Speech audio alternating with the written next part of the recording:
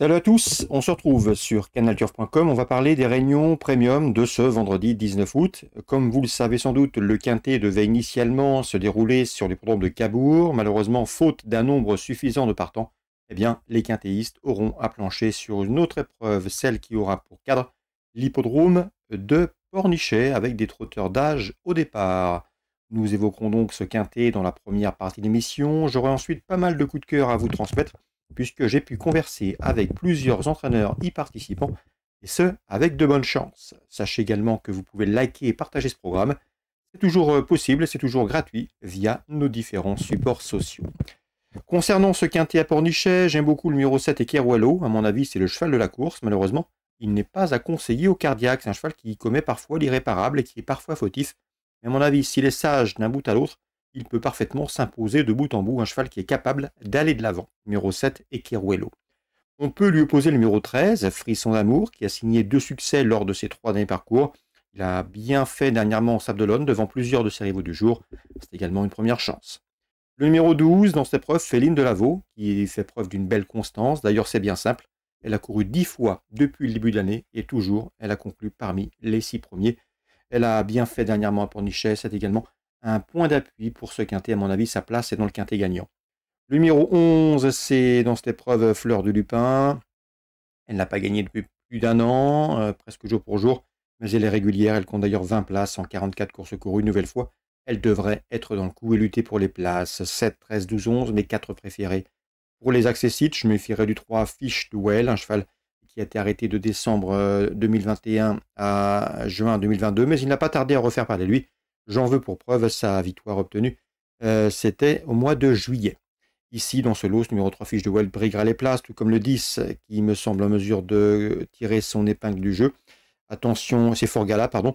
Attention également au numéro 6 dans cette épreuve, qui devrait pouvoir bien faire, Faustine Ney, qui certes reste sur une disqualification à Pornichet, mais auparavant, elle s'était classée 2e au Sable d'Olonne, derrière qui est bien derrière un Frisson d'amour que l'on a retenu en 2e position dans ce pronostic. Je me fierai également au numéro 1 Espoir Flimp, qui lui aussi reste sur une disqualification en amateur, mais auparavant, le cheval avait signé plusieurs places d'honneur. À se ajouter à cela, il sera confié au bon soin d'Éric Raffin. On le garde. En canon partant, j'ai retenu numéro 5 dans cette épreuve, qui est présentée par Nils Pacha. L'interview de Nils Pacha, d'ailleurs, sera disponible sur notre site. J'ai eu l'occasion de converser avec ce sympathique professionnel. Résumé chiffré, 7, 13, 12, 11, devant le 3, le 10, le 6 et le numéro 1. Concernant la suite du programme, à Pornichet toujours, sachez que James Le Bouteiller présente le 208 Historic Day, un cheval qui a été préservé, qui est encore peu couru, mais qui est en retard de gain. Un cheval qui doit pouvoir jouer les premiers rôles dans ce lot. C'est un cheval qui a de la qualité, du potentiel, et à mon avis, ils peuvent s'imposer de bout en bout. Il en a parfaitement le potentiel. 208 Historic Day, entraînement James Le Bouteiller. Concernant Pierre-Yves Bouvier, là aussi, j'ai pu converser avec ce dernier. Il est confiant que 303 Greenbrun. Son cheval est au mieux. Il est préférable de lui masquer l'effort. On va bien partir. Un cheval assez pratique, un cheval en forme, qui logiquement doit terminer sur le podium. Il redoutait en priorité le numéro 6, General Sly. On peut donc s'orienter sur le 303 et le 306. Pour la 4e, belle épreuve avec des chevaux de qualité au départ. Certains ont déjà couru au niveau groupe 1. C'est le cas notamment du 413 Jack Strick, 4e du prix Albert Viel au mois de juin. Ici, dans ce lot, le cheval dispose d'une première chance. Attention également au numéro 11, Jessie Jet, qui avait remporté ses 4 premières sorties publiques avant d'être tenue écartée de la compétition. Elle vient de faire sa rentrée en gain. Elle est prête, à mon avis, à refaire parler d'elle. 413, 411. Concernant la test en réunion 4, j'ai retenu le 503.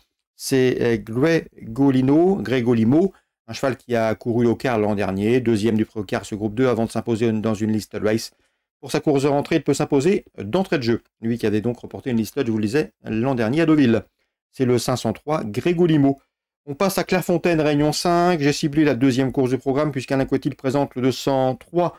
Dans cette épreuve, c'est Hooker de Brennus, 2 courses de victoire et la série semble en mesure de se poursuivre car c'est un AQPS estimé par Alain Coetil. D'ailleurs, les AQPS d'Alain Coetil qui ne cessent de se mettre en évidence depuis le début de la semaine. Il ne cesse de truster les victoires. Donc le 203, Hooker de Brennus, le cheval à battre à mon avis. L'opposition, sans doute, c'est dans cette épreuve le 202 ou encore le 205 Iskana. 203 pour la victoire, le 2 et le 5 pour le podium. Cabourg, réunion 6, et on va terminer par cette réunion. Sachez que Yannick Desmet m'a parlé en bien du 209 Onas Nougat. Malgré le rendement de distance, le cheval dispose d'une belle chance. Concernant Alexandre de Sartre, qui est d'ailleurs un parcours particulier, Ce jeune homme a fait ses gammes en France, il est ensuite parti en Suède, il a également vadrouillé aux États-Unis au contact de galopeurs, il est revenu en France cette année et il vient de mener au succès pour l'entraînement de son père, Goliath Dureux, c'est le 310.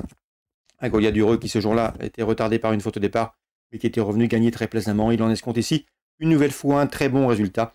Donc le 310, Goliath Dureux, sera drivé en confiance par son sympathique professionnel. Je vous invite d'ailleurs à lire son interview sur notre site. C'est Alexandre de Sartre. L'opposition, sans doute le 1, Groupe Eduken, qui vient également de s'imposer sur cette piste de Cabourg, 310 et 301. Dans la 5e, Gladiator Boy, le 511 s'annonce redoutable. Le cheval vient de s'imposer très facilement sur ce parcours le 5 août. Vu le style de cette victoire, la succès est une nouvelle fois envisagé. Pour ce 511, Gladiator Boy, je lui opposerai le protégé de Didier Dauvernet. C'est le numéro 12, Gavroche Best, qui lui aussi est au summum de son art actuellement. 511 et 512.